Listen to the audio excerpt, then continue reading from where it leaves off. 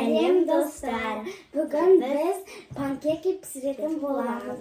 Ол үшін бізге керекті құрамы 3 жұмыртқа, разда хлеб, un, süt, şeker қажет, және де миксер қажет болады.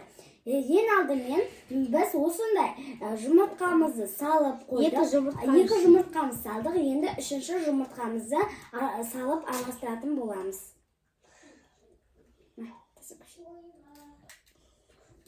Бұл менің көмекшім Меруерт. Енді жарылған жұмыртқамызға осындай балдан беретін шекерді саламыз.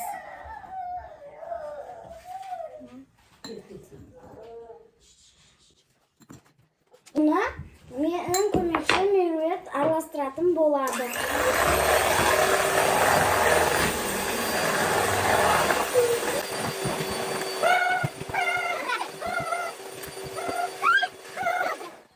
Енді біздің араластырған неміз осындай түстер шығады. Ал енді біз осы сүтімізді кішкене құямыз.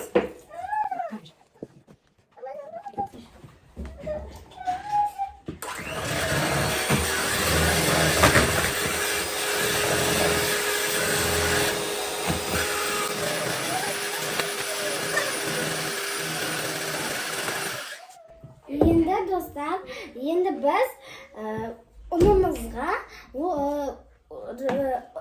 ұнтағыш раздахитель қосатын боламыз. Оны осындай ергезермен илеп аламыз.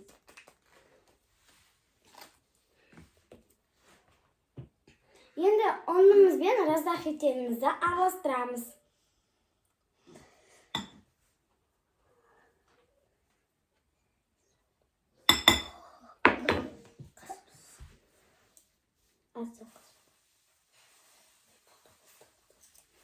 Біз осындай бөліп саламыз. Бір дестен көп салатын болса, біздің рецептіміз онша шықпай қалуы мүмкін. Болды.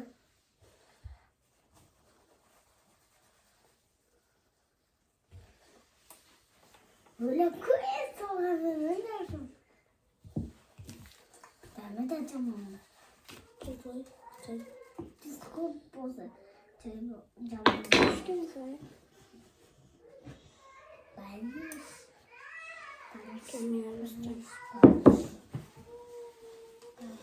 Енді достар, біз миксермен тағы да жақсылап араластырып аламыз. Енді ұнымызбен бәлнегі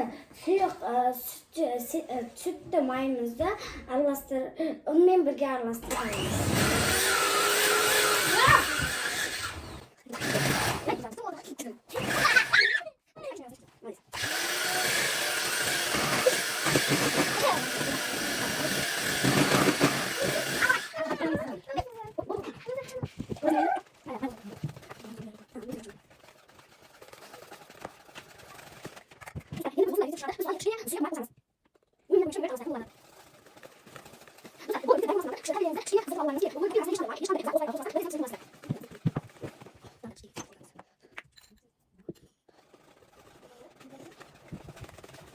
Достар, енді біз бәндегі дайын рецептімізді қызып тұрған тәпемізге салатын боламыз. Мен аламын. Ылжайға қияды. Үшін біз жақсылап араластырып аламыз. Құймастан алдым.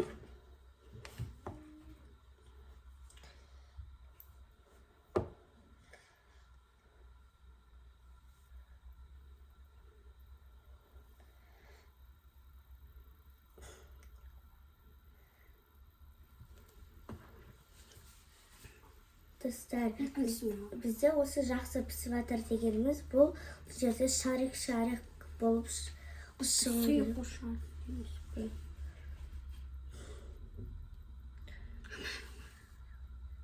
Al. Tezi alsay.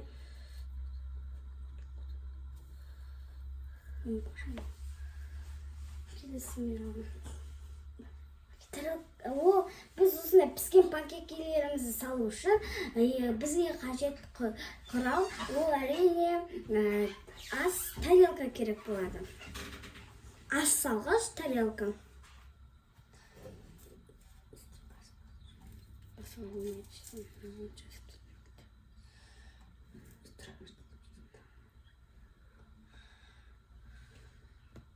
Міне біздің бірінші панкекіміз дайын. Екінші панкекімізді құятын. Ол менің көмекшім Меруерт.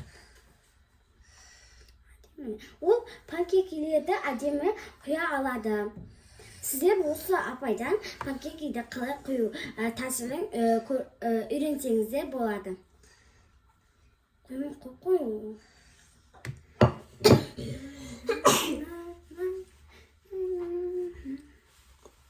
Басымыз қойын берілді.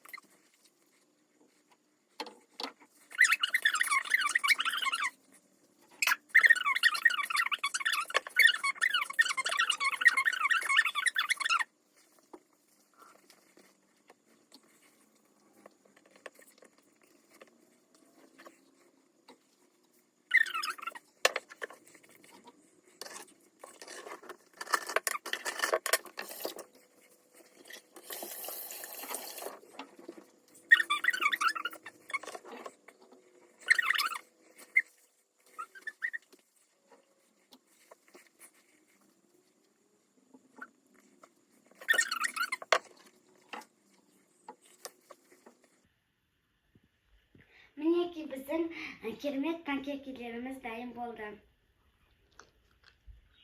Сау болыңыздар.